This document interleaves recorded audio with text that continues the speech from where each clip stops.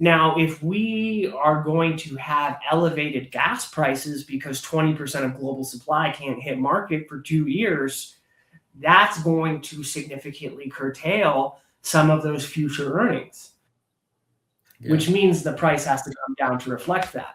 And so right now, there's a big tension in markets because the physical and paper markets are betting on different things. Geopolitics, policy.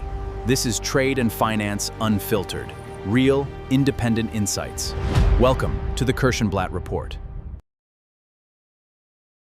For the past 10 years, Canada has been hailed as some sort of a role model in banking. For the 2008 crisis, Canada was, if you look at the way the Bank of Canada handled the crisis, look at the way the big banks handled the crisis, we were kind of looked upon as a role model at the global stage. And I think there's a lot behind the scenes. There's an expression I always heard in my master's program where Canada's 10 years behind the US. And I don't take that literally. I think that there's a lot of nuance there. But I wanted to unpack that because I think there's a lot behind the scenes. Stay tuned this episode as well. We're also going to unpack some of the dynamics between the EU divestment away from Russian natural gas, but also where China plays a role in replacing revenues that are being lost from Russia in terms of lost imports from the EU. But I also wanted to unpack, and stay tuned to the end of the episode, I want to talk a bit about something that I haven't really heard talked about a lot. People always talk about Trump's handling of the Iran crisis, but I think there's a lot to be learned from looking at the differences in the way the former Obama administration handled the Iranian nuclear question versus Trump's. Obama took a traditional negotiation route versus Trump taking more of an aggressive military approach. So I want to unpack that. This week we have a guest, Christopher Robb. He has had a front row seat to past Obama administration, but also he'll have an interesting perspective as an American on the Canadian banking industry. So I'll let you introduce yourself.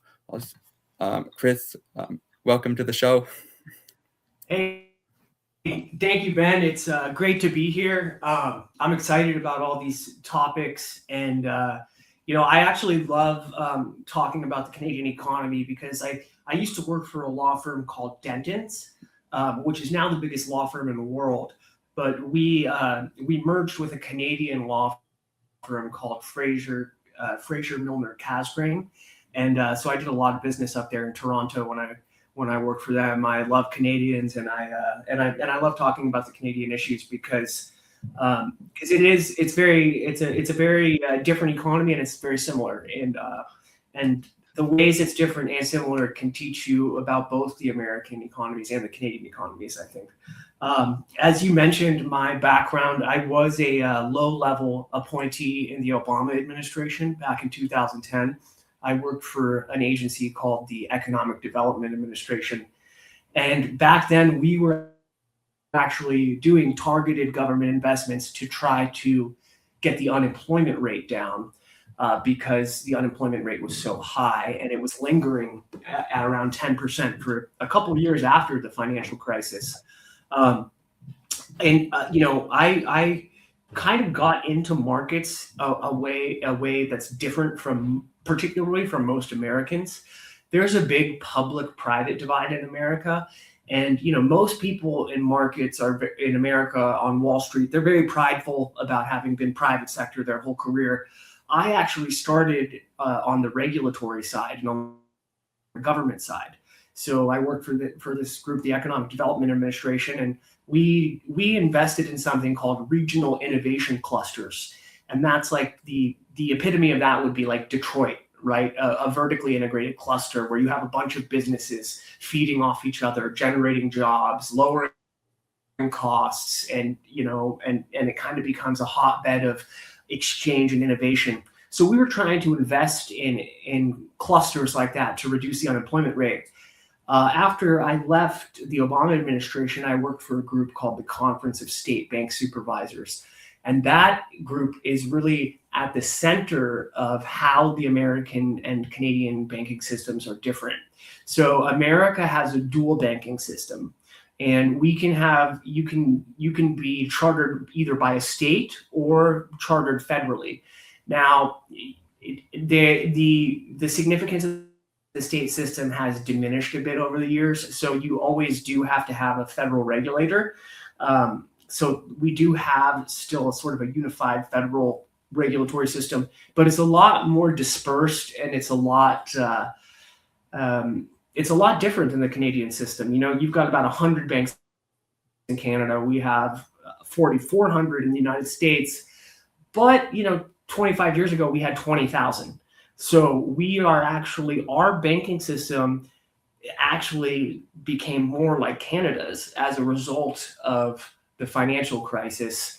And one of the unintended effects of our regulatory overhaul in response to that crisis was actually to accelerate our banking system's consolidation, because we had all these small regional banks and community banks. They really didn't participate in the problem of and I'm talking about the problem of accumulating the risk of bad loans and securities, right? Most of the loans that those guys were originating were pretty good. It was the non-banks who were originating the bad mortgages, but they still had to pay the regulatory costs of the Dodd-Frank Act. So in order to help absorb that new regulatory cost, a lot of banks just joined together. And that's why we have a shrinking number of banks in the United States. One thing that I would say is different, and I think it gets lost in the telling of the crisis, is that the real driver of the financial crisis in the United States in 2008 was partially getting rid of the diversity that we had in our banking system. So we have 50 different states. They have all different laws. What it used to be is that there was a federal floor, and then the states can have more significant consumer protection laws on top of that, right? In 2004, the Bush administration preempted state laws. So a lot of the most problematic loans would have been illegal under state law, but they were made legal when the federal law preempted those state laws. So that is kind of a technical cause of the crisis that often gets overlooked. But I worked for the states, so we took a lot of pride in the fact that our consumer protection framework would have prevented a lot of the worst types of loans, like those no income, no asset loans. But I think one of the things that you're lucky about in Canada is that this, the securitization scheme, if you will, because it really did become a scheme at the end, was driven by the fact that you could get a mortgage-backed security that was rated in our banking system as equal to a U.S. Treasury bond in terms of risk. So it was AAA rated, but it paid off, 300 to 600% more. So what's everybody going to do if you're running a bank? You're going to buy as many of those things as you can, because it's risk rated very low and you're getting a high return.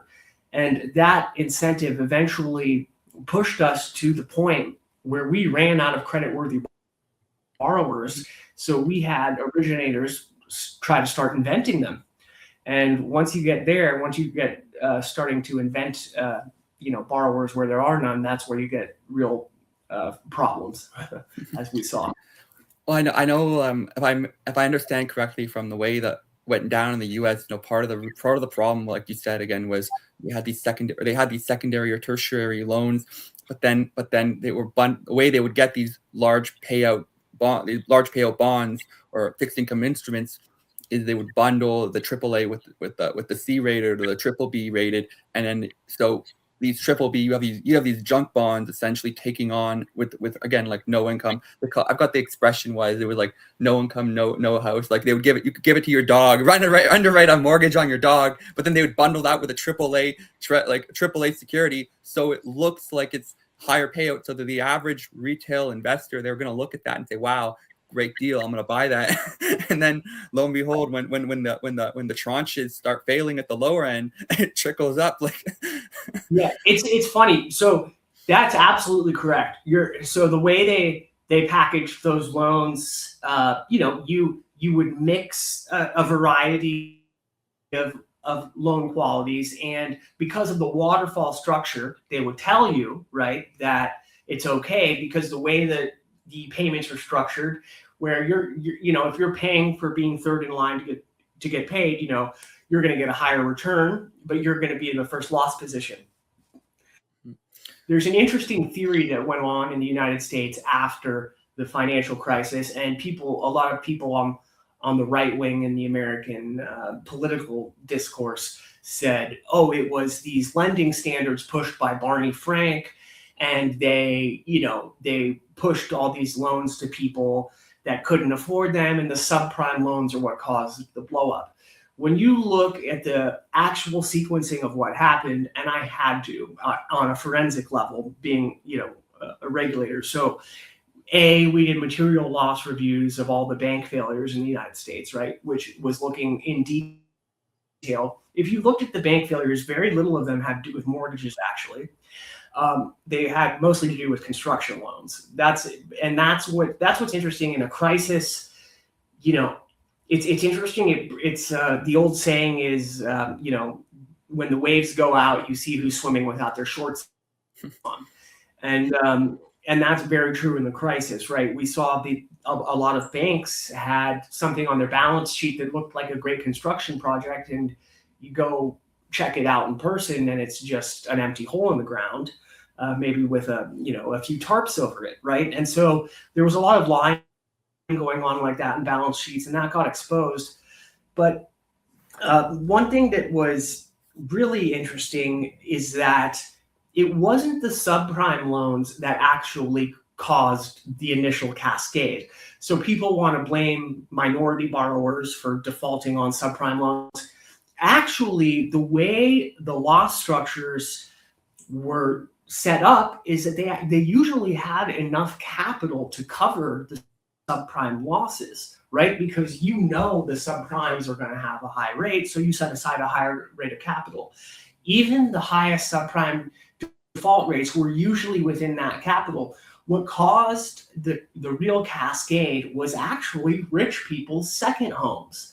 They were called Alt-A loans. And I still laugh about this, but they used to say to bankers, they are, quote, marginally suboptimal, right? So they were supposed to be just under AAA. What they really were people's second houses. Now, if you think about it, just from a borrower interest standpoint, what are you going to default on first? You're going to default on your second home if you're having financial problems, right? If you have a borrower wallet, right, and you have so much allocated to rent or to your mortgage payment, and if you have a second one on top of that, that's obviously going to be the first thing you're going to cut before your first house, right? So in order to stay in your first house, you're not going to pay the loan on your second house. And so when you look at what happened, the actual sequence of defaults, in states where you had a much higher proportion of the housing stock comprised of second homes, two states that come to mind are Nevada and Florida, their default rates were sometimes 4, 5, 6 times the national average. So when those homes all stopped paying, and some people, because these loans were so permissive, if you look at movies like The Big Short, there's like the famous stereotype of a stripper with 6 condos, right? And that actually is, if you were cash rich, that is something you could have done back then, right? That's how permissive credit was. So all these defaults of actually the second homes are what caused the price fall that then made it in most people's interest to strategically default on their loans. Those second homes were the ones that weren't calculated into the risk models, right? Because when you looked back at the American housing market, you could literally say until 2008, mortgages are always good. People always pay their mortgages, right? That's why it was considered one of the safest assets. And what happened was, and this is never supposed to happen in a well-regulated financial system, and this is why the financial crisis was so much more devastating than COVID is the financial system put risk onto the household balance sheet, right? That households didn't realize they were taking.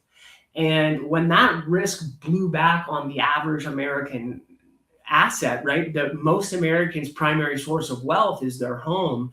That really impaired our economy for a long time. And I'm someone who graduated college in the middle of the financial crisis, right?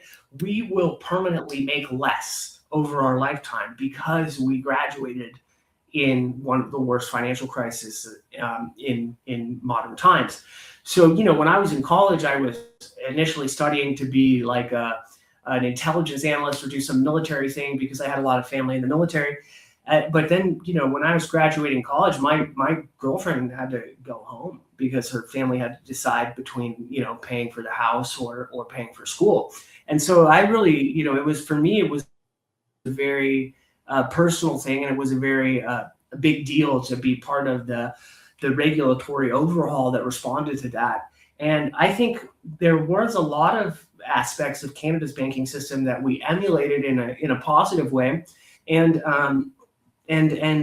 unfortunately, a lot of the regulatory achievements of that era have been rolled back by the Trump administration.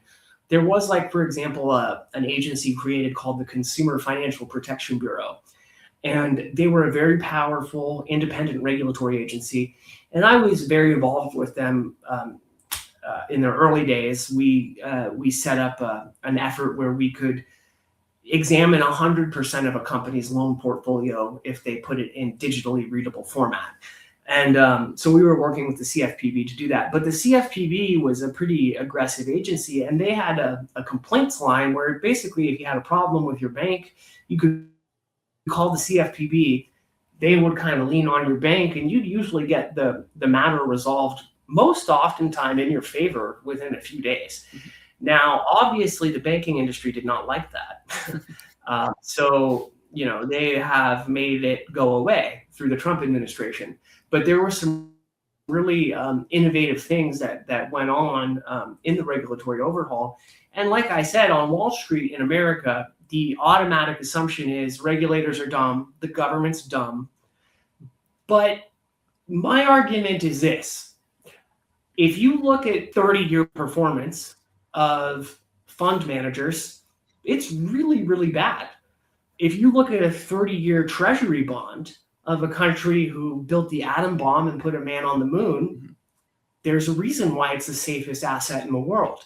And it's important to remember that the United States government is the world's largest financial entity, and our government is very dependent on our financial sector. And some could even say it's incestuous, right? Governments and financial sectors have always been that way.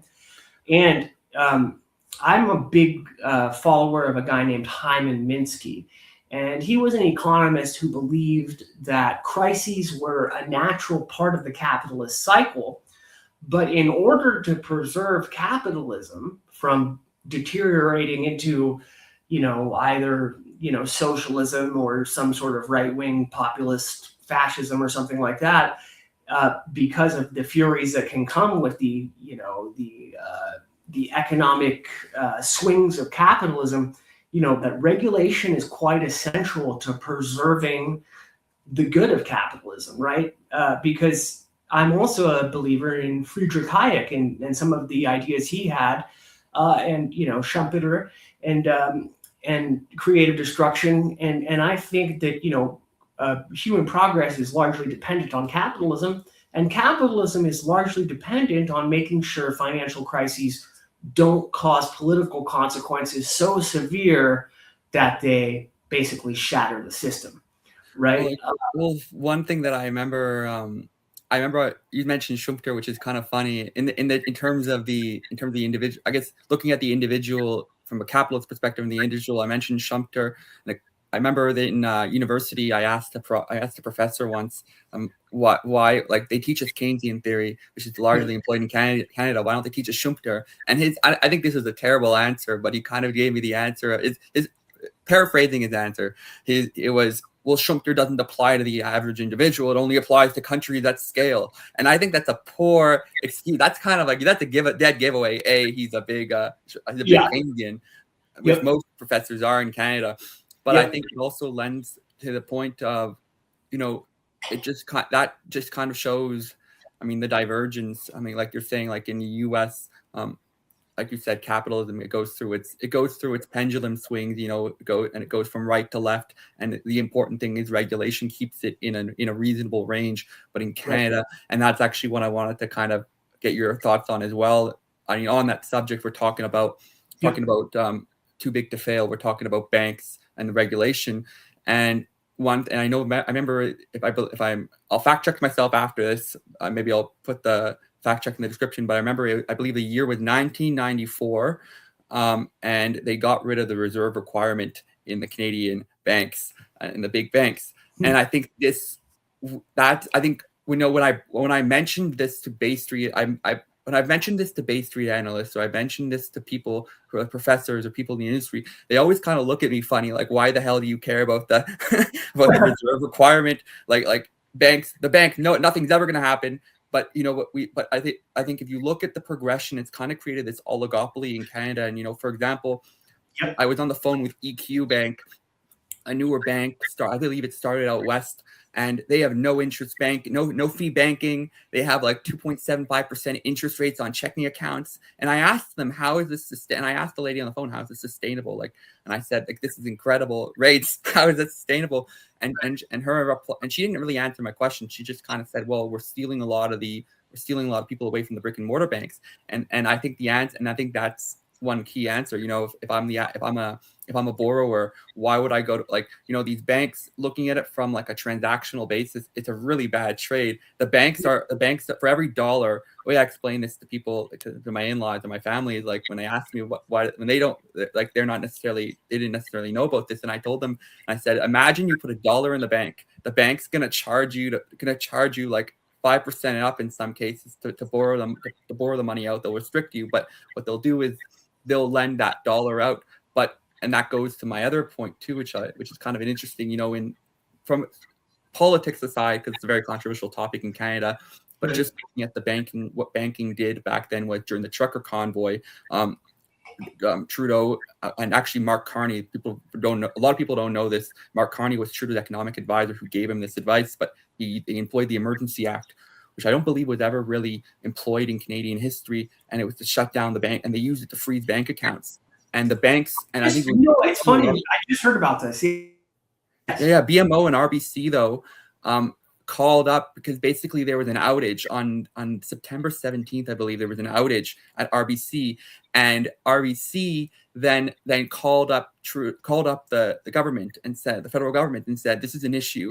We don't want a bank run. And the reason I think the bank run would have been catastrophic. It would have caused something probably even bigger, or something to the equivalent of Canadian 2008. Is because imagine millions of Canadians started pulling money out during the pandemic already when there's a deficit. There's a deficit because they spent over $1.3 trillion in deficit money on CERB, which is our handouts for helping with the finance. I'm digressing into the COVID related stuff, but I think that's an interesting. That's very good. I did hear about that, and that is a very huge issue, as you point out. A bank run is always a problem. That's why we have the Federal Deposit Insurance Corporation in the United States, right? Because the Great Depression, we had a string of bank runs that very literally nearly ended our banking system. A lot of people were choosing to keep their money out of the bank because of that. And it's interesting because I will tell you, this is a kind of a rarely discussed fact. But if you go back and you look at what happened to our banking system in 2023, you had the Silicon Valley bank failure, right? Yeah. And we very quickly had the FDIC. This is what happens in the United States when a bank closes, when a bank is going under. They close everything on a Friday afternoon, and the FDIC flies in to the bank, and they sit down, and over the weekend, they basically sit down and they make everybody whole. But when you really look at what got exposed in our financial crisis, the insurance does not cover the risk, actually, right? A lot of it comes down to the interpersonal relationship that the federal banking regulators have with our bankers, right? And they're able to sell off the good parts of the banks to the other bank very fast. It's not actually insured. That risk is actually bigger than we can insure when you really look at it, right? And to your point, a bank run, if it happens, is a bank run. And that is something that's very hard to stop. And that's why, I'm very interested in the psychology of crisis, right?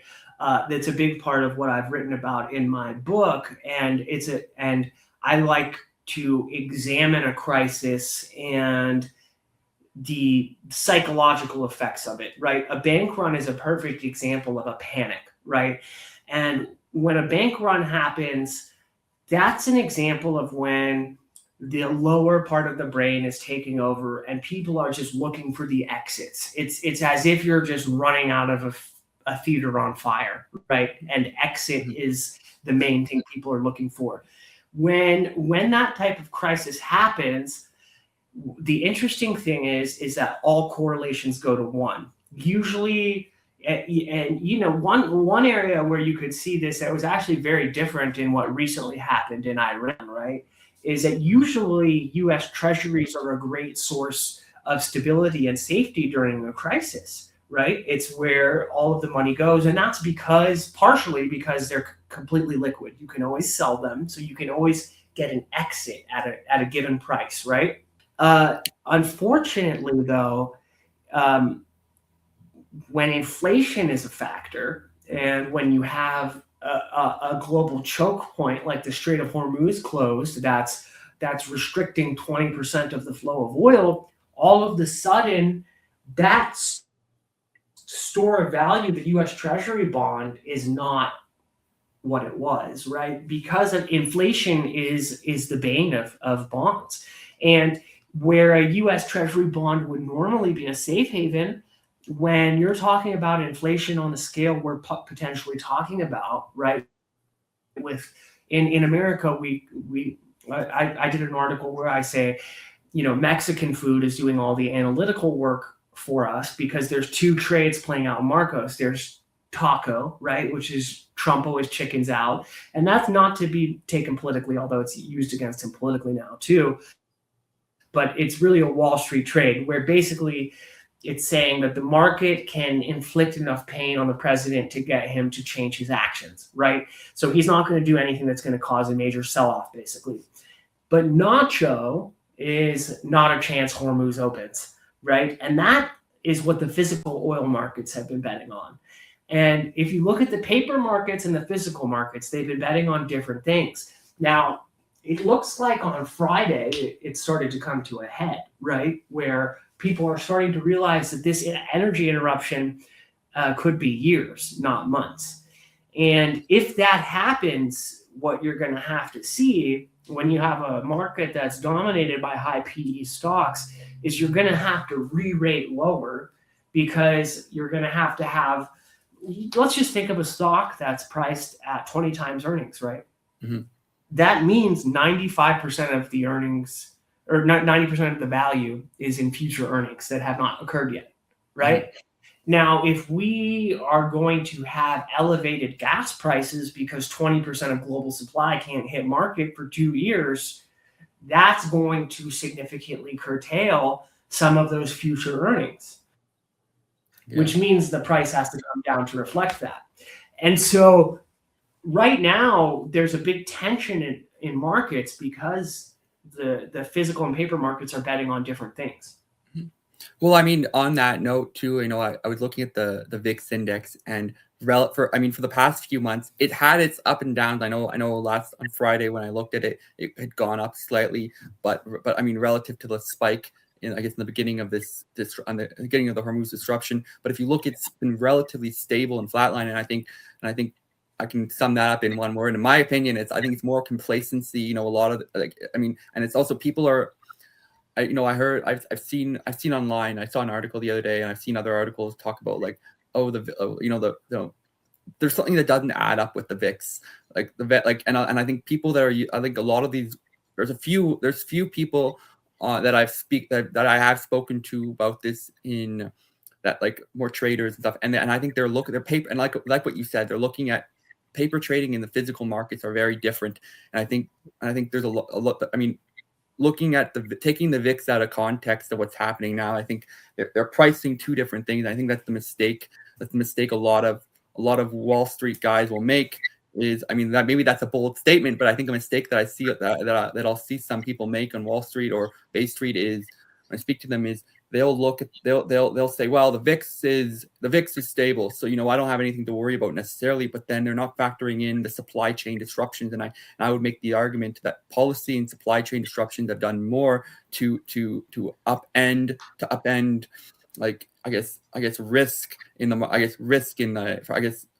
risk in commodities specifically like the equity. So for example, oil. If you look at oil equities have had let's say a company that relies heavily on the Strait of Hormuz. Let's say they're a logistics company and they rely heavily on the Strait of Hormuz. They might have a supply chain. They're going to have increased costs, increased insurance, increased freight costs. That's gonna increase their operating costs. That affects negatively on the balance sheet, and then that could reflect in the markets as well, people trading that stock. But then when you look at something like the VIX, which is pricing risk, I guess looking at risk on risk in the equity market, in the broader equity markets, then you could look at. They'll look at the oil company that has increased operating costs, then look at the VIX and say, well, the VIX is fine, so I don't necessarily have to worry as much about risk as everyone. It's over bloated or overrated, and I think that's something that's kind of forgotten, or I guess misunderstood. Yeah. From the people that I've spoken to on that, I'm curious to hear your thoughts on that, like what you think. Absolutely. I'm glad you brought it up, because I really love talking about the VIX. I actually have a theory on the VIX, and it specifically has to do with why, to your point, right? A lot of people have been looking at the world, what's going on in the world, right? Basically, the political economic, structure that the last 80 years of growth has been built on is essentially falling apart before our eyes, right? Your prime minister recently said it at I think it was a G20 meeting or G7 meeting or something. He basically came out and said, look, this system of global cooperation that we could all depend on for the last 80 years is basically over. And that unfortunately appears to be the case, right? And a lot of it is unfortunately due to our president, Donald Trump, and the wave of right-wing populism that's going on in America. And a lot of the institutions that people could count on are kind of under assault. Now, it's not going to last forever, hopefully, and maybe we'll get back to some more global cooperation and a spirit of goodwill. But for the time being, it's kind of collapsing. Now, you would think markets would panic in such a situation. The VIX itself, you have to remember how it's calculated.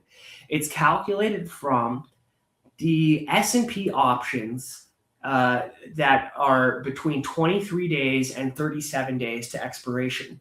So you have two things going on here. The demand for that group of call and put options there is just lower because of the advent of the zero day to expiration market, right? So a lot of the demand that normally would have gone to just buying options of that time expiration, a lot of investors are choosing to get exposure via zero day to expiration, because that is just pure exposure to price, right? You don't have to worry about any of the other Greeks or anything. You can just make a highly leveraged bet. And if the price moves in your favor, you're going to get paid. And you're going to get paid a lot. So so there's a lot of misconceptions about these markets. People think that they're immoral, that they're going to lead to a giant collapse. It appears from my analysis and from a lot of other people's analysis that these are actually, causing markets to be more efficient. But that is, so my point is that the VIX, the contracts that make up the calculation of the VIX, are less of them are being bought. So that's causing the price to be distorted in a way too. One other thing that is very inside baseball, and it's not thought about a lot, but in 1987, the market dropped 22% in one day, right? It's called Black Monday. And nobody knew it was possible for the market to drop that big. So what happened is that there's something called the volatility smile, right? And if you can picture any options chain, you have the price of the asset here, and in the wings, right? The further away you go from the price, the implied volatility is higher, right? So that's what's called the volatility smile. Now, because it dropped so much in one day, investors have a premium for puts because the market's not going to go up 22% in one day, is it? Right? So what's interesting is that puts had a little bit of a premium, and that caused what's called the volatility smirk. And that's actually the title of my upcoming book, The Volatility Smirk. So what happened is in COVID, we passed these regulations called the circuit breakers. The circuit breakers freeze the market if it drops 7% or more. At 7%, they just stop. Everything stops. They shut down everything. Nobody can trade for 30 minutes. Everybody's got to take a deep breath, right? Nobody knew what was going to happen until COVID hit, right? And in March 2020, these circuit breakers got triggered 4 times in 8 days. Mm-hmm. That's the only times they've been triggered. Now, people had something called magnet theory, which was they thought that these trigger breakers were going to actually accelerate selling because people would kind of try to get rid of it before the breaker hit. We found out during COVID that it does the opposite. The breakers work as intended. They slow down the market, they slow down the selling, and they stop that panic we were talking about, right? We saw that panic in the mortgage market. It's the same psychological thing that goes on in a stock market sell-off where it's just sell. I want to sell. There's too much uncertainty. I don't want to lose anything, and I want to sell. When a critical mass of people have that feeling, right? Rationality be damned, they're going to sell. And that really moves prices. But we have a regulation that really works in the United States, and that's called the circuit breakers. So when you think about what that means, the smirk went up because in 1987, we realized that the market could drop 22%. And so downside insurance enjoyed a premium over upside calls, right? Mm-hmm. Puts were worth more than calls at being equidistant from the price. A put would be worth more. But because the circuit breakers work, it knocked that smirk back down the other way. And if you actually look, since COVID, in the last 2 or 3 years, because you got to remember the VIX is measuring volatility. It's not just downside volatility. It's also measuring upside, movement to the upside. If you look in the last 3 years, there's actually, for the first time in history, there has been more volatility on upside days than downside days. And so my theory on the VIX suppression is that the combination of the demand for the day to expiration options with the successful implementation of the circuit breakers has actually changed the shape of the volatility curve. And the market, a lot of market participants are still paying for insurance that's really not biting, or it's not paying off. Like if you were to buy the VIX to insure yourself against the Iran conflict, you paid for insurance that didn't work. To your point, it didn't go up very much. It only went up to about $35, and that was very brief. But if you look at the OVX, which is the VIX on oil, that went up to 160. Now, if you were going to say what the equivalent VIX level should be back in like 1973, the VIX would have been in the 50s or 60s. But today it went to the 30s. So I think part of that is the suppression and that I was talking about. And then I think the other part is just that the American economy and for that matter, the Canadian economy are just a lot less energy intensive than they used to be. A smaller share of the consumer wallet is spent on gasoline today than in the 70s. Just because I wanna be able to have time to move on to Iran, but I just wanted to kind of, you're talking about global instability in the markets, and there was a report, and if you look on the EIA website, the U.S. Energy Administration website, they have the data only goes. I could only find the chart, and I'll overlay it when I'll bring it up after. But it goes till 2024. But if you look, but it came after reports as well that like I said, in my intro, the EU is looking to divest away from Russian natural gas. But there's something economical. There's some economics happening in the background that I don't really see talked about as much as well. And that has more to do with the de-dollarization and China Belt and Road Initiative. And I think there's some strategic things. And I think that that kind of ties us into our Iran conversation now. But about prior to the Russian, I guess prior to the physical conflict that broke with Russia, we're not talking. I mean, Ukraine and Russia have had aggressions, have had unpleasant relationship, for lack of better words, right. Politically neutral for years. But I think the initial invasion of Ukraine, physical invasion of Ukraine, you saw prior to that, you saw about 40% of EU natural gas. Germany in particular was a huge buyer of Russian natural gas. And then they released reports after. We're talking about divesting, and for years they talked about divesting, but I guess this was the straw that broke the camel's back. The outbreak of the physical conflict, the invasion, was the straw that pushed them to now divest, and they're talking about divesting. But then you fast forward that you had the Power of Siberia Pipeline 1, and now they have the Power of Siberia Pipeline 2, which is supposed to be a mega pipeline. Power of Siberia Pipeline 1 it was able to transport more than expected, and they're talking about this mega one. And I guess it becomes a question of displacement. Is Russia, how is this going to affect de-dollarization? How does this, because the question in my mind is, is the revenues from China able to truly displace the lost revenues from the West? And this kind of puts Russia at a weaker economic circumstances. But I mean, looking at China's trading at a discount because they're not trading in the U.S. dollar. This is all part of the de-dollarization, and you see this with the central bank buying of gold. I mean that's a cheap statement because I know that's been all over the headlines. Everyone been talking about going crazy. It was a hot headline for over a year about gold central bank buying. But I think there's a more sinister thing happening behind the scenes, because even Saudi Arabia, who's invested $600 billion in the U.S. economy, like months ago, is trading in yuan. And so there's something sinister happening where I think the Gulf states are in it for themselves, but they're with the U.S. for the sake of shutting down Iranian control over the Arab world, and China is looking to enrich themselves at a discount.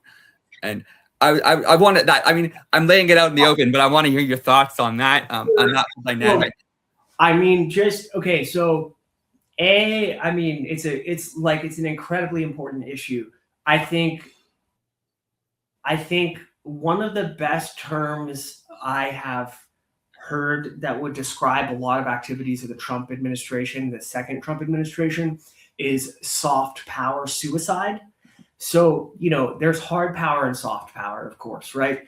And hard power, the United States, we have the world's most powerful military, but, ultimately, as we're seeing, Russia has the world's second most powerful military, and they can't get to Kiev, right? So military power has a lot of limits. It's actually much better when it's a bluff rather than going head to head, right? That's the way you want to use the American military, and that's the way it's been used for years, really before between Vietnam and Iraq, we just took a major break.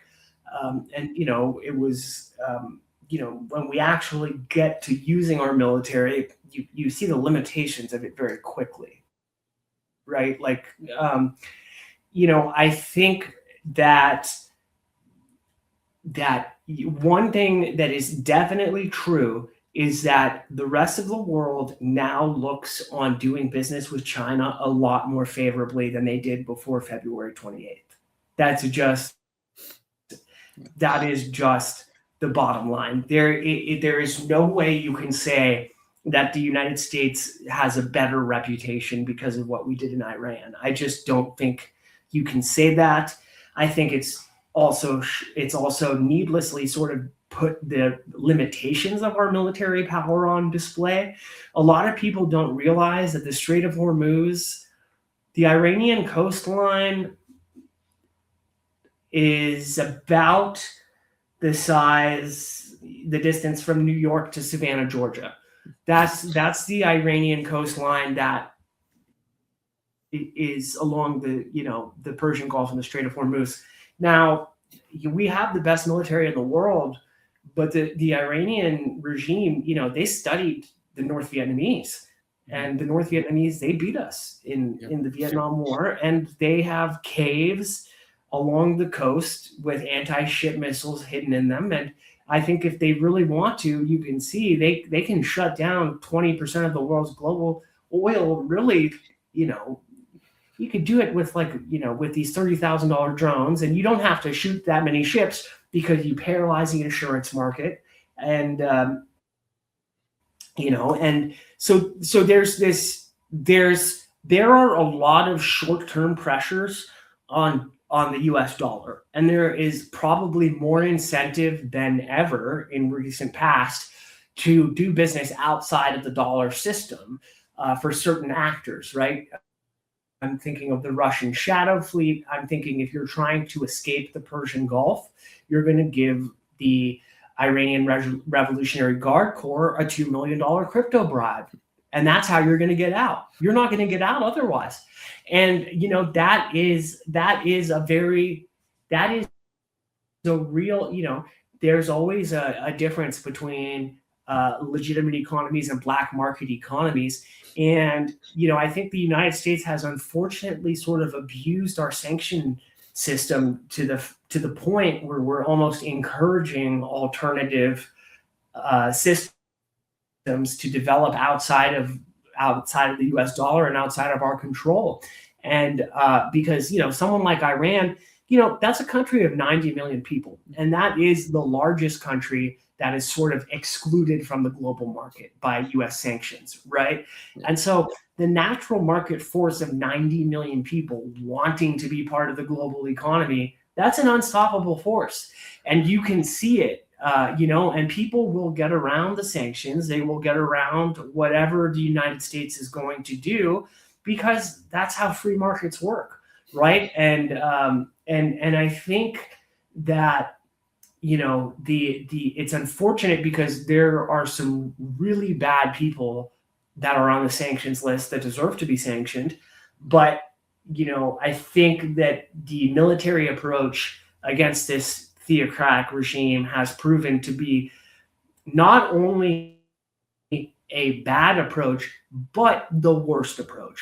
I think that, frankly, the regime was on the rocks before we attacked them. And just like when Iraq attacked Iran in 1983, I believe, or maybe it was 1980. I think it was.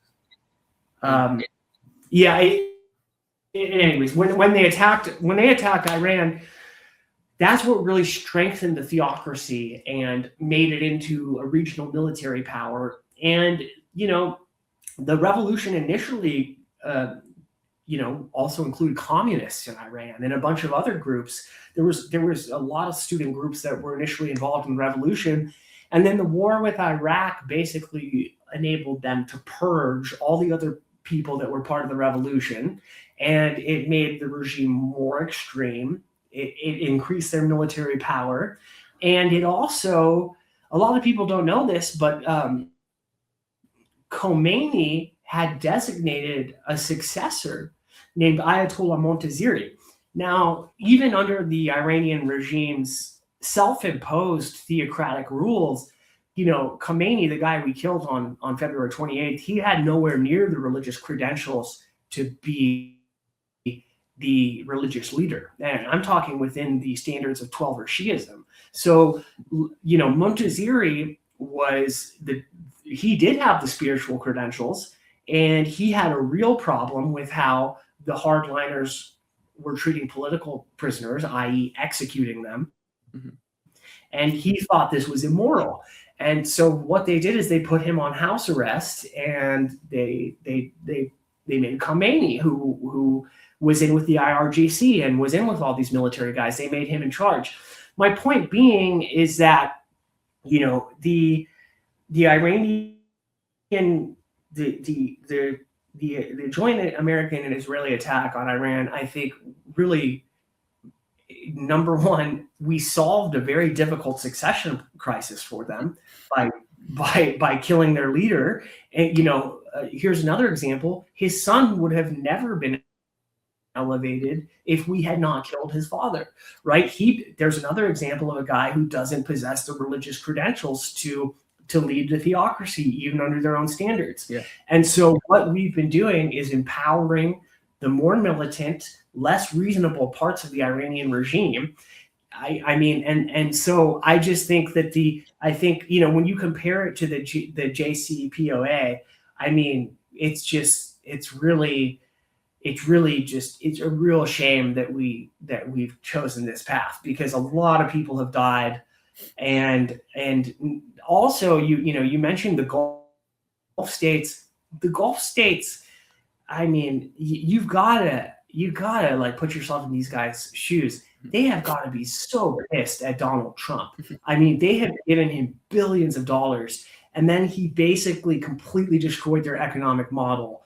There was, speaking of the Gulf states, on that, and you're talking about Trump carrying out actions that push the Gulf states to certain endpoints. And the Fallujah pipeline. There's the Fallujah oil field in I think it's in West UAE. And there's a question of, because before that they had a port in the Strait of Hormuz, and that's how they got their oil out. But then it pushed them now within months. Within months, and I think it's all too convenient. Within months, they built up the Fallujah pipeline to bypass the Strait of Hormuz and it's directly into the Gulf of Oman. Very quick.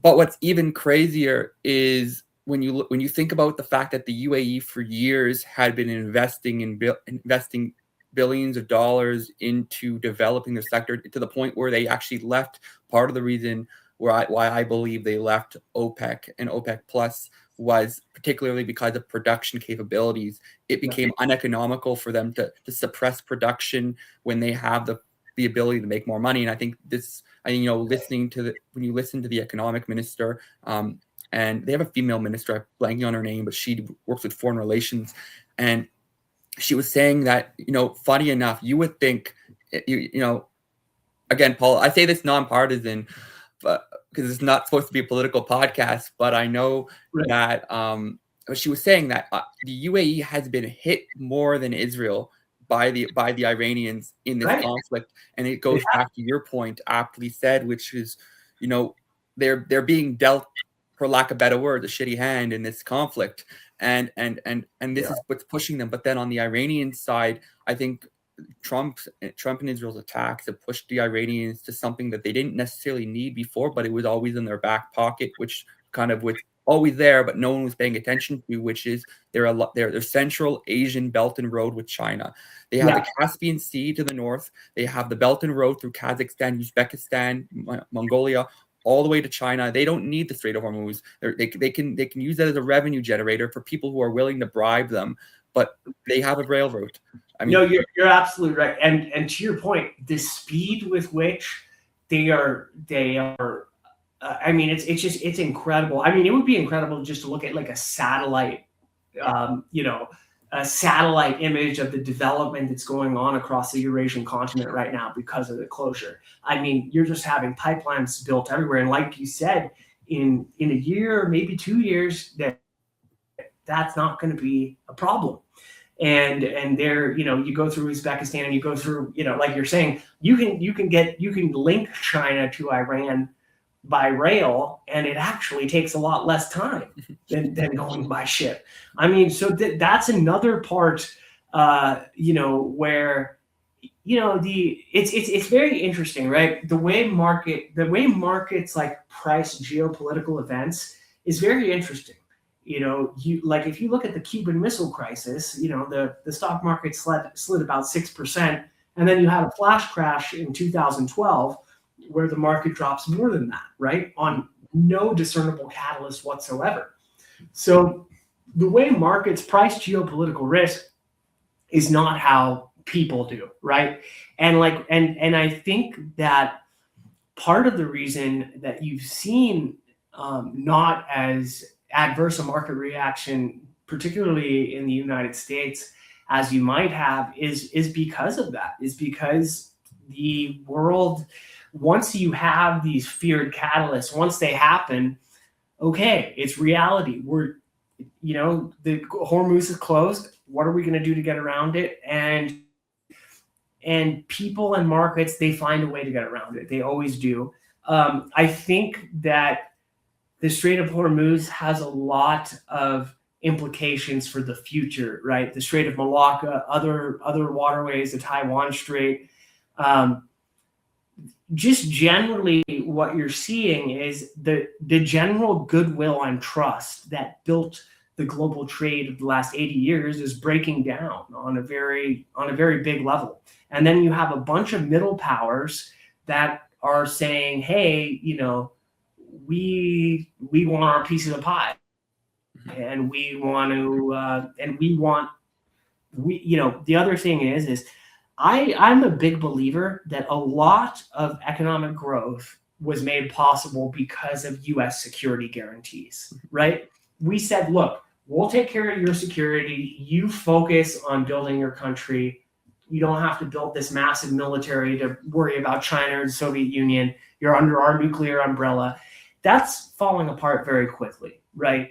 And you can see in the defense industry that the world is very much focused on war again. And then you can also see that the way military power is evolving, it's very different than it was in the past. I mean, if you think about gunpowder took about 800 years to become fully integrated in militaries. Drones have taken about 4 years. I mean, and you look at Ukraine, some of their abilities, they go well beyond the United States in terms of electronic warfare and drone capabilities. And, one of the main things you saw with Hormuz and with Iran, that in the military conflict is that, we are shooting down $30,000 drones with $3 million interceptors. And we don't make enough of those interceptors to last very long, right? So now what you're seeing is these Gulf countries, they're paying Ukrainians to come there and show them how to, use their drones instead of, relying strictly on the U.S. umbrella, because, it's like you said, the UAE got hit more than Israel, and it's just you can't really defend against those weapons when you're that close.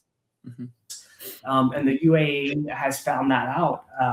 The U.S. security umbrella is not basically what was promised, even though they were able to shoot down an extremely high amount. The psychological impact of just a few deaths and a few airports getting hit, it's massive, and it really shatters the entire Gulf economic model, which was based on safety. And that's why I said they've got to be really pissed at President Trump. I mean, you give a guy a plane and he destroys your economic model. It's not a good trade.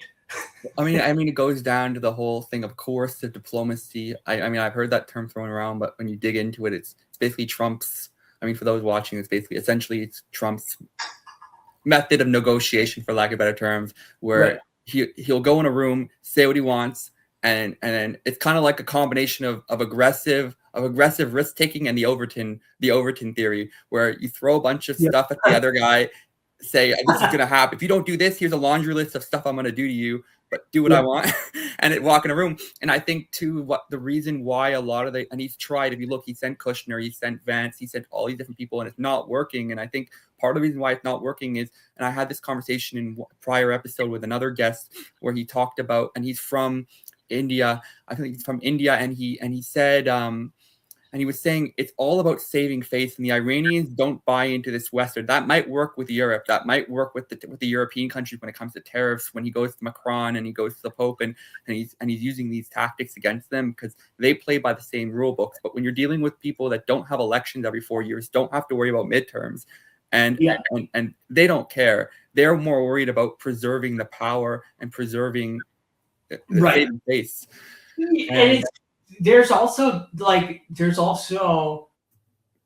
a huge Western misunderstanding about what Iran's military is for in the first place, right? Like when we think about a military from our perspective, we think about these expeditionary forces, Americans and Canadians going over to save Europe from Germany, right? Iran's military is about keeping power. Right, half of Iran is not Persian. Half of Iran are ethnic minorities, and the fact that it's one country is a very hard fought thing. Right, a lot of these ethnic minorities had to be put down, and it's actually pretty interesting. I think one of the most illuminating movies about Donald Trump, again, not keeping it political, but just about his methods, was a movie called The Apprentice, and it was about Roy Cohn, and he was a mob lawyer and a power broker and fixer in New York, and he was one of Donald Trump's professional mentors. And it's actually interesting because the IRGC is actually very similar to the American mafia in a lot of ways, and so you kind of have both of these groups kind of calling the shots in these countries respectively that are kind of morally similar, if you will. They're very transactional, in other words. And I think the first thing that the Trump administration got right in this conflict was actually to blockade Iranian ports, because that actually is the only thing that put pressure on the IRGC, right? And they're the ones really calling the shots. But to your point, I think this actually has resulted in strengthening Iran strategically, right? That they have this nice toll booth there, like you said, and now they have a bunch of stuff opening up to their east, and a bunch of overland trade routes in the Caspian Sea.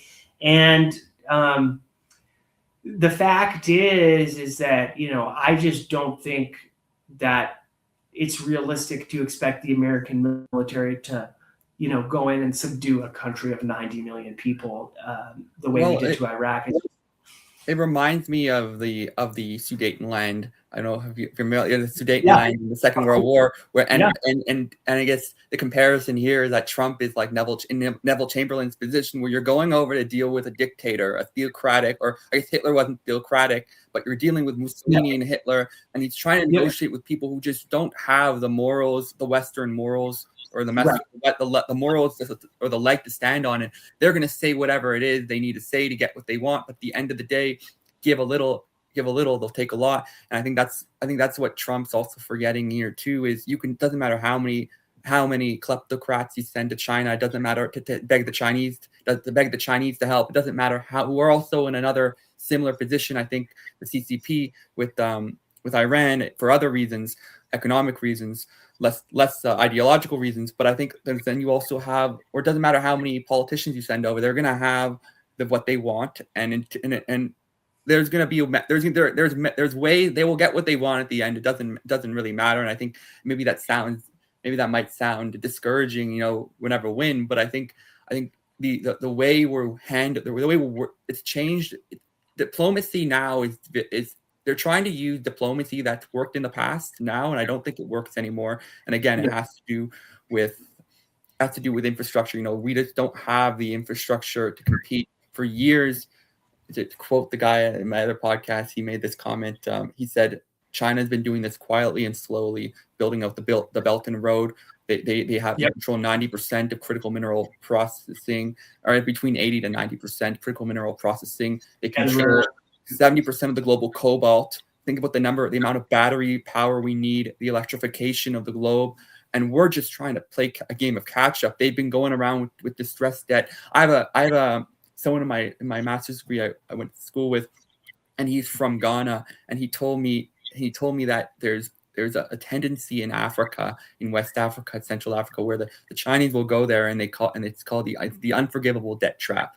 And I think it's if there's an axis, I call it my axis. I call it the new axis. In the 40s it was Italy, Germany, and Austria, and now it's Iran, Russia, and China. China on the economic front, Russia on the military might front, and Iran on the energy front.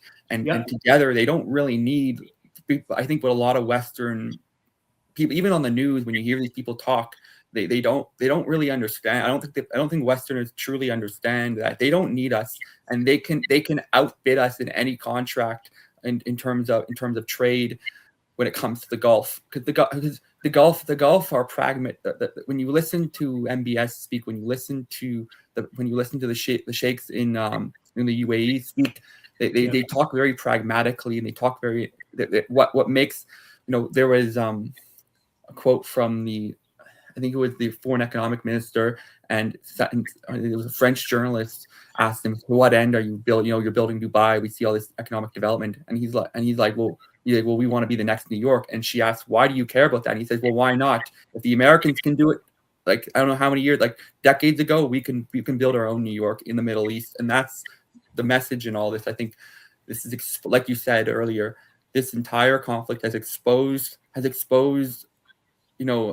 America, and I'm not saying this to be anti-Western. I'm a firm believer that we have a lot to offer, but I think they say every 100 years empires come and rise and fall, and it has to do with economics. If you look at the Roman Empire, it had to, part of the reason why the Roman Empire fell was it expanded so big, it was so expensive. To your point about military reach.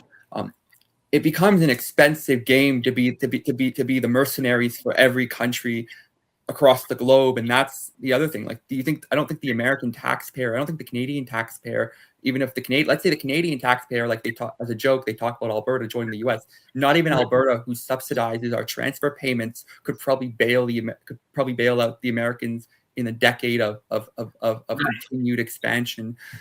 And Right.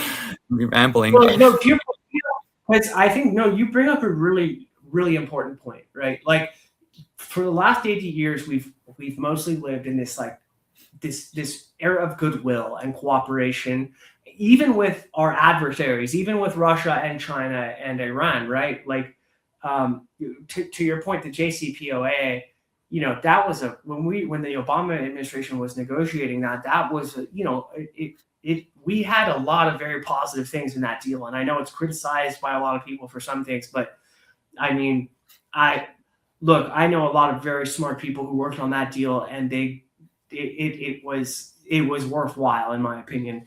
Now, when you get down to it, when you go into Tehran, there is a fountain that has water that is dyed red. And it is a fountain that is honoring the human wave attacks of children that they sent against Iraqi positions in the Iran-Iraq war. Now, what they did is they actually got children from the Basij. We're talking about kids from 8 to 14 years old, and they sent them dressed in white in human wave attacks across the trenches to spot the Iraqi positions for the artillery. I mean, all they had in their arms was a Quran. They did not have any weapons. I mean, so when you picture a regime that can pull that off and get a mass of human beings to do that, you're starting to get into a contest of wills that, to your point, I don't think Western people really understand the stakes, right? When you're talking about people who are willing to do that, they're going to beat you. If I'm just saying they have more invested in it than we do, and we can rain bombs down on them all we want, but at the end of the day, I don't think that we have broken the political will of the Iranian regime. And with our own military doctrine, our Air Force says, it doesn't matter how many Iranian assets we blow up. If we don't get the political outcome we want from the kinetic force, it's not anything but failure. It is just downright failure. And I hate to say it, but I think that the American operation in Iran has been a failure. And I think a lot of it is because the NSC, our National Security Council, was purged to prevent leaks. But these are the guys who were supposed to tell the president, hey, this is a really bad idea. And instead of those guys saying that, say what you will about President Trump, like him or hate him, but the people around him, they all kiss his ass. And because they're afraid for their jobs, and they don't want to disagree with him, because if you disagree with him, you're gone. And so what happened is, he started thinking that, hey, maybe I can pull this off like Venezuela. Maybe we'll get a quick victory. And the people around him started saying, hey, yeah, you're probably right, President Trump. Great idea. And the NSC, all the intelligence agencies who were saying, no, this will strengthen the Iranian regime. No, they will close the Strait of Hormuz. No, they will open up land routes. We will not be able to stop them from producing drones. We will not be able to permanently impair their missile capability. They're going to attack the Gulf states. And when you look, I worked for the Obama administration, and I lived in Washington, D.C. for 10 years, most of my 20s and my early 30s. And there are people that are making up the institutions of American power, right? There are actually people. These are actually people with families. And those people in the Middle East that make up the face of American power, they are not happy with President Trump and with the Pentagon for how they proceeded with this war. They did not evacuate people the way they should have. They did not prepare our bases the way they should have been prepared. And those 13 Americans who were killed in a strike, in my opinion, needlessly died because of an administration that is frankly incompetent in how they project American foreign policy. And it's very, very devastating for the American image that our military has been dragged into an unwinnable quagmire by an administration who has changed the goals of this operation on a daily basis. I mean, I think this operation makes the Vietnam War look very well considered and very well planned. I mean, the same could be said about Afghanistan as well. I remember the Afghanistan. I mean, I was sitting. I'm not an American. I'm Canadian, and I was sitting, and I remember watching the news, and I saw what happened. I think it's not. I think it's not unique to the Trump administration. I think as well, the past two administrations, even the Biden administration, underestimated. When you look at Afghanistan, when you see, turning on the news and seeing footage of people chasing a plane because they don't know if the Taliban is going to come for them, and because these are regular Afghanis who helped the Americans. And that's the other thing too. You have an entire network that I don't think people realize, of people that have been sympathetic. So, going back to Iran, for example. No, you're completely right about that. I didn't mean to say that that the decline of American power is strictly because. Oh no, I'm not accusing you of that at all. I was just bringing it up. To your point, that's a perfect example of the American overreach, right? We're talking about a country that had a GDP of $6 billion in 2001 when we invaded, right? Mm-hmm. We go over there, we spend $3 trillion and we can't win. I mean, come on, this is like to your point, just this expansionist foreign policy, this overreach that we've had. I address it in my book, right? There was this old document from the Cold War called NSC 68, right? Which is basically the blueprint for neo-American colonialism. And it's, to your point, right? If you look at Joe Biden, his presidency his presidency was ended with the Afghanistan withdrawal, right? That's what really began the crater of his approval ratings. And I think that the same will be true with Trump with Iran, right? It's these foreign adventures that are very well justified within a highly educated foreign policy apparatus. They really make no sense to most Americans, and most Americans only see the adverse effects of them, like in this case, high gas prices, right? In the cases of our withdrawal from Iraq and Afghanistan, right? You had the rise of the Islamic State, which was basically a group that we created in our prisons, right? So I would say, to your point, yes, that the American overreach has been going on for decades now.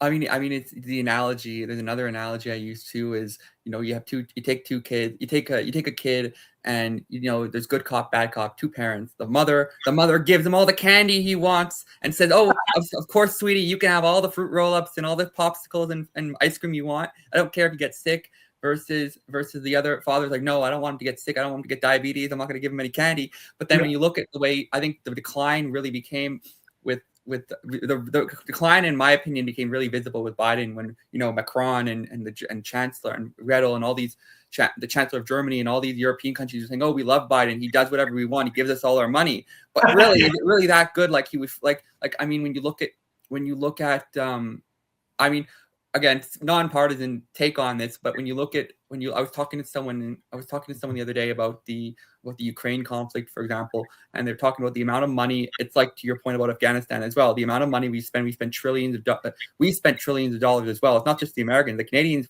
We had a Ukrainian guy in our parliament, and we were giving them trillions of dollars as well, and there's no material, and for some reason it's a stalemate, and it doesn't make sense. And when you look at Zelensky reshuffling his cabinet 3 times in the span of a year, that's another thing. So, and the lady I was speaking to, she's from Ukraine, and she was saying that even Ukrainians on the ground, like her family, when you speak to them, they're even beginning to question, like, what's going on. Yeah, I think it's when you actually look at what's going on in the front lines there, I mean, it's just so devastating. Mm-hmm. It's an unimaginable hell. I mean, what has happened is you have a situation that is frankly worse than no man's land in World War I, right? And if you looked at the Western Front in World War I, it barely moved, right? You had men, tens of thousands of men dying for yards.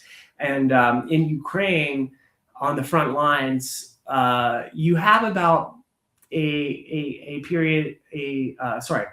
area that's about 10 to 20 kilometers wide at the front line, where there are just black clouds of drones that will basically attack any vehicle or any large group of soldiers moving through it. And I mean, the death and destruction is really unimaginable, and it's really unprecedented.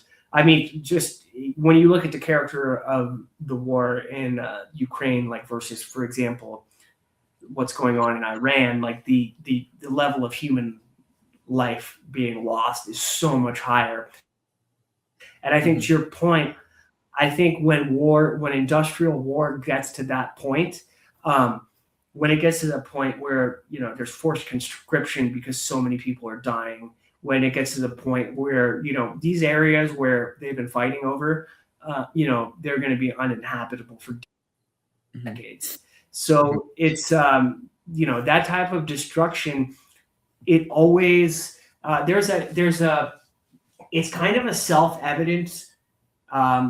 It's kind of a self-evident rule, but there was a study of conflicts I read a long time ago, and it's the higher the casualties get, the closer it is to ending, right? And when you look at the stress that a situation like Ukraine puts on the state, both in Russia and in Ukraine, right? Because you look at the Russian economic conference they had this week in St. Petersburg, right? And it was the first time in years where an American delegation showed up, and they're trying to say, hey, to the world, we're open for business. What happens?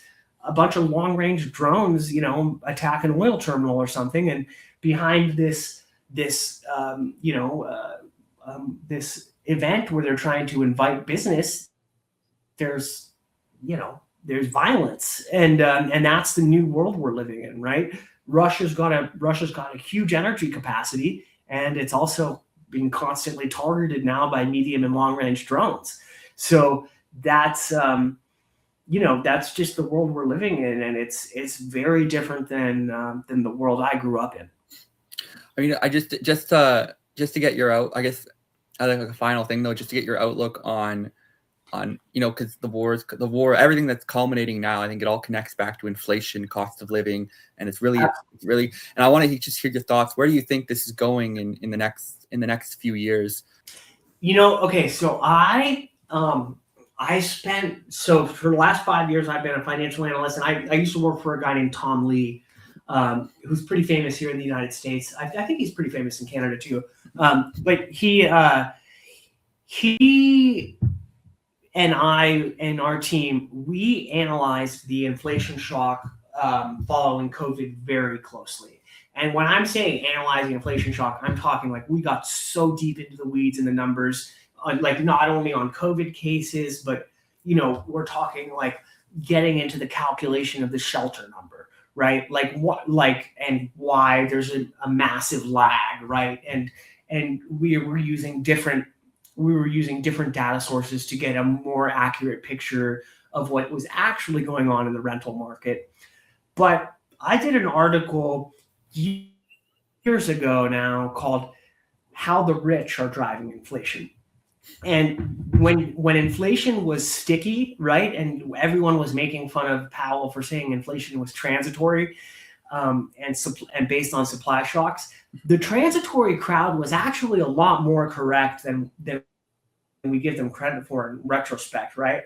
And what we had was a situation where the Fed was bashing the rate-sensitive parts of the economy by doing the biggest raises since Volcker did them in the 70s and 80s, but it really wasn't affecting the spending, right? Because what you have in the United States is you have the top richest 10% of people driving about 40% of the consumption, right? Now, these people are not rate sensitive. Their spending is not going to be different because of a credit card rate or what they're getting paid on their bank account. They're so rich that they can keep spending on restaurants, on travel, on hotels, right? And if you look at the stickiest parts of inflation, the parts that were refusing to come down, they were all the parts that wealthy people spend a lot on: shelter, restaurants, travel, cars, stuff like that. So all those things, the Fed was not able, there was no wage price spiral like there was in the 70s, right? Inflation, long-term inflation expectations never became unanchored like they did in the 70s. So did the Fed break inflation's back? I think inflation would have gone down even if the Fed hadn't have raised rates, because what it really was a reflection of was broken supply chain at first, and then highly anomalous consumption patterns between services and goods, right? Like during the pandemic, it was illegal to spend money on services, right? I mean, literally, and it's really interesting, right? If you want to look at like the most devastating regulation of all time, economically speaking, it was that 6-foot distance that the CDC in the United States passed, right? And there was really no scientific grounding for it, but that was a regulation that basically made so many businesses we all took for granted basically illegal. I mean, I remember during COVID, I went out back to buy bait from a bait shop to go fishing. It was like, I mean, that's the level of a restriction gone. But it's actually very interesting to look at COVID from that standpoint, right? Because when you like look back, and it's easy to, when we know what happened, to take for granted everything that happened, but like, that was something that could have brought Western civilization as we know it to an end, right? If it had gotten completely out of control, right? If the whole medical system would have collapsed and we had tens of millions of deaths, but it didn't. And the reason we were able to have that snapback is something I talk about in my book, right? And my boss, Tom Lee, had this very famous call that I think is the best, quote, blood in the streets call of the 21st century. And he told everybody in March and April 2020, he was like, look, I want you to buy hotels. I want you to buy casinos. I want you to buy airline stocks and cruise lines, right? This is at a time when all of their businesses were illegal. But this is how I explain it in my book, right? Let's say you have a box of umbrellas that's certified where there's no holes in them. And then you have a box of umbrellas where there might be some holes in them. What happens when it starts raining?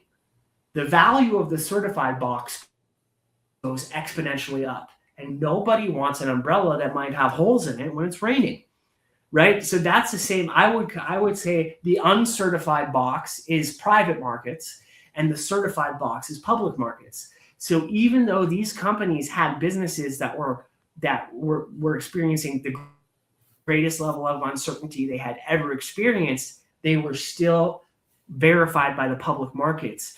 And that's why this massive rush of money came in, and there was that V-shaped recovery in COVID because the money had nowhere else to go. Well, I mean, in Canada, we saw something similar.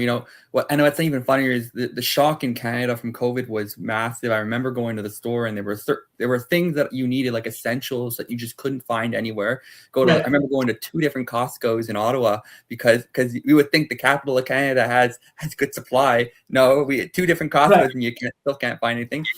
And then they blocked off aisles. But what was even more devastating is I was back at University of New Brunswick, and Central Canada it's relatively easier. That's where a lot of the shipments come in, Montreal and Quebec and that. But then when you go east or west, it was heavily reliant on supply routes. And part of the reason, staying apolitical, I'll stay nonpartisan on this, but the trucker convoy caused an even bigger issue. If you look at, I remember going to the shelves, there was nothing on the shelves. Not even the things that were non-essential were on the shelves because you just couldn't get it out east.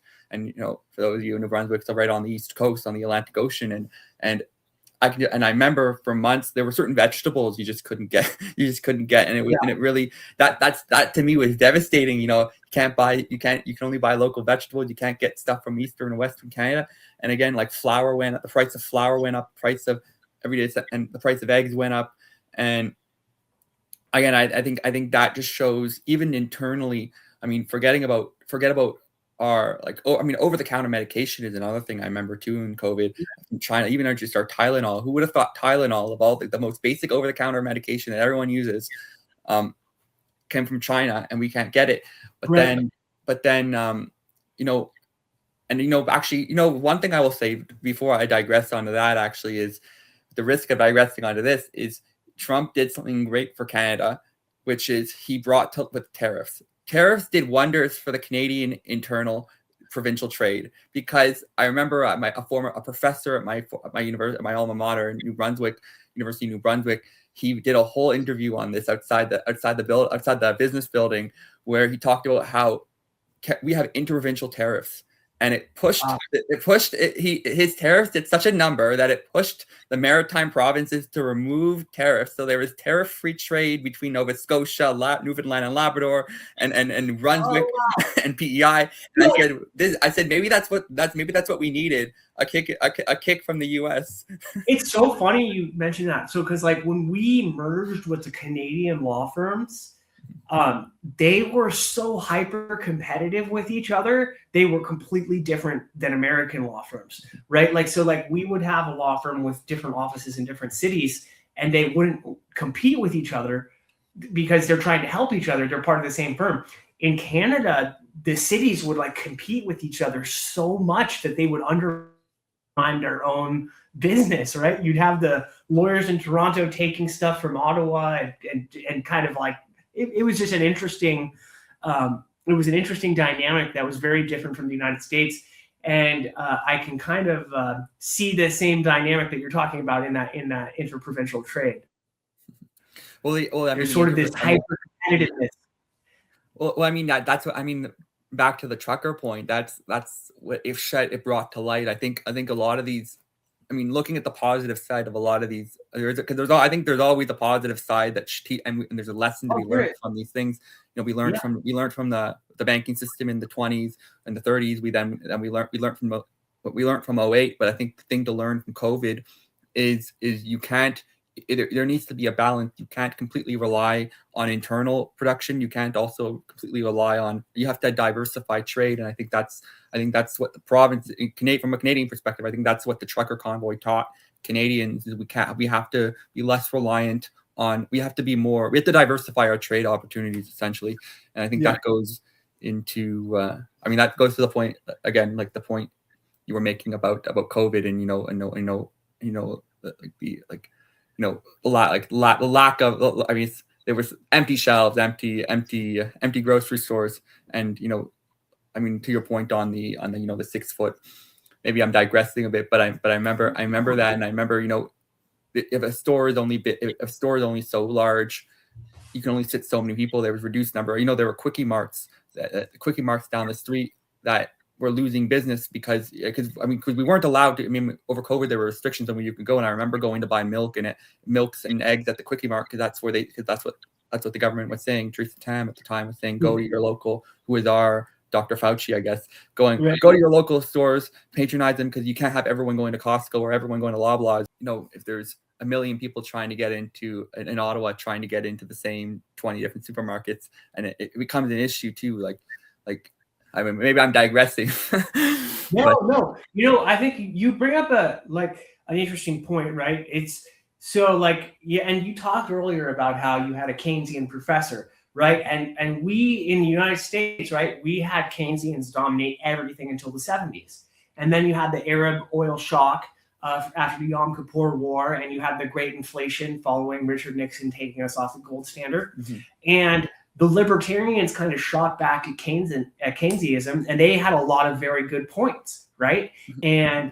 And Volcker famously, he endorsed the libertarian approach, and that was when he famously, broke the economy with 20% rates, and in doing so he also broke inflation, right? But if you take that same monetarist framework that was very successful in diagnosing and solving the problems of the 70s and 80s, and you tried to apply it to the COVID inflation, it was dead wrong, right? It was dead right in the 70s and 80s, but the world has changed so much that now it doesn't explain what's going on, and we need a brand new regime. And I think from my perspective, right, I'm not Canadian, but when I see that trucker protest, I just see a political system that is a little tired, just like ours, and it's changing, and new forces are asserting themselves, and new forces are being heard in different ways. And state power, the balance of state power with private entities is something that's dynamic and changing a lot. And I think in the last 5 years post-COVID, in the early 21st century, you had rising power of corporations versus the state. And I think COVID kind of marked a change where the state's power started rising relatively. But of course, there's also a lot of challenges to the state's power. And there's a lot of groups that want to take over the state for their own means too. So it's it's a brand new world we're living in so many respects. And it's interesting though, because as you probably know better than most Americans, there's parts of the U.S. auto industry where, parts cross the border 18 times before the car is finished. The way the American and Canadian auto industry are integrated, and it's with this breakdown in global cooperation, a lot of this just-in-time supply chain stuff is being replaced by resilience, and that's really expensive. There's no way around that being really expensive and also inflationary. Well, I know with the risk, I guess this could be our final thing, but just the risk of digressing, talk about the auto industry. It's interesting because my dad worked in the auto industry for years, and I remember growing up hearing about he worked specifically in regulation, and he said, cool. The Koreans and the Japanese make incredible cars, but they're more expensive. So naturally, they started looking at China. And China, especially with their EVs, a lot of them, there's certain emission targets they have to reach. They can't emit more than a certain concentration of emissions. And Canada, even now, they're putting even stricter, which kind of calls into question Carney's recent deal with China on EVs. That's going to unwind into a whole other discussion. So I won't digress into that. But he said, when you talk to the Chinese, they're very cheap and they're very affordable. I mean, when you talk about the cost of the retail cost of the Chinese EVs or the Chinese cars, or I guess anything with an engine basically that's coming from China, it's going to be cheaper. But I think it boils down. Talk about the EV sector. It boils down to emissions, and I think what's driving a lot of the inflation in the auto sector in Canada, and anything with emissions is because it's turning into the new push for cleaner, for lack of better words, cleaner tech, but I guess that's a poor choice of words. Cleaner auto. And I remember he listened to an MP at a town hall, and he talked about we have this new form of clean fracking in Canada, where we can distill crude into our refined products a lot cleaner, but it's a lot more expensive. And the question becomes, can Canadians really, or I guess if we started exporting this cleaner crude, could Americans or Canadians even afford, the average person, to fill their car? And I guess that comes into the EV question. That was a bit of a digression. But it's fascinating because, right, let's think back to 2018, 2019, right? Or even 2020. One of the best calls I made in my career was getting people into energy in 2020.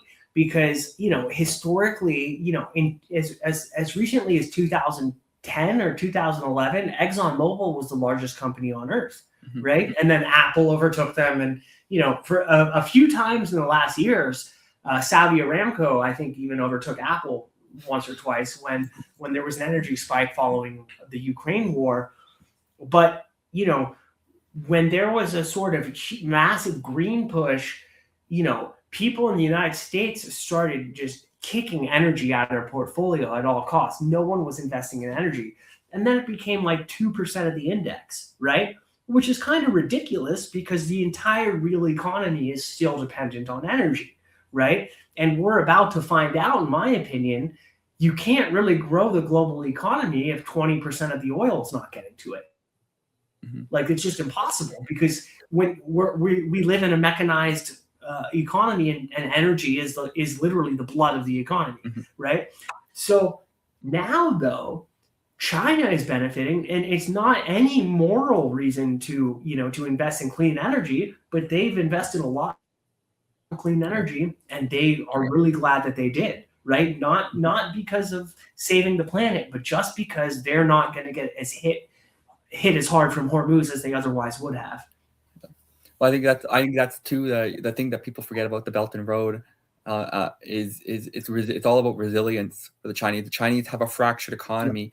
I know this from people from China. They tell me China has no middle class, it's upper and lower class. Their economy is fractured. They have a population problem, and the one thing that they can.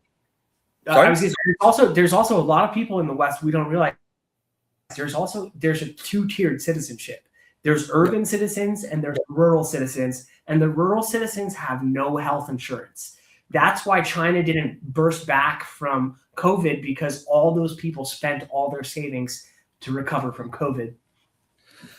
I never heard that. That's an interesting. I knew about the two-tier system, but I didn't think about it that way. That's interesting. I mean, I knew about the two-tier system, but I never heard about the health insurance. Yeah, because it's based on your employment, and so the rural folks don't have any insurance through employers because they're farming or doing So they have to save personal savings in order to pay for their healthcare, and so to pay for COVID, it blew out all those personal savings. So everyone was expecting this big economic recovery from China that never happened. Yeah, that's interesting. But yeah, I know. Anyways, I think that's a wrap for the podcast. But if you do have any socials, do you have maybe you have a release date for your book you mentioned a few times? Yeah, so the book, I'm shopping it right now with literary agents, but we're gonna try to get it out as soon as possible because there's some falsifiable calls on Iran. One of the calls I have is if the December 2030 oil contract goes above 75, the stock market's basically gonna start going down very soon after that. So I want to get that kind of published in stone before it happens, if possible. but I'm on Twitter, I'm on LinkedIn. I have a column on LinkedIn called the Black Swan Party. Look me up, just Chris Robb. I love interacting with my readers, so just comment on anything. I love talking markets and talking shop. And I just want to compliment you on your show. Really great job with questions and discussion. It went by quick because it was a fun discussion. Yeah, I know. I looked at the time. I was like, wow, it's already been an hour and 40. Yeah. No, really, it was a real pleasure, Ben. I really appreciate you having me on. Yeah, thanks so much for joining.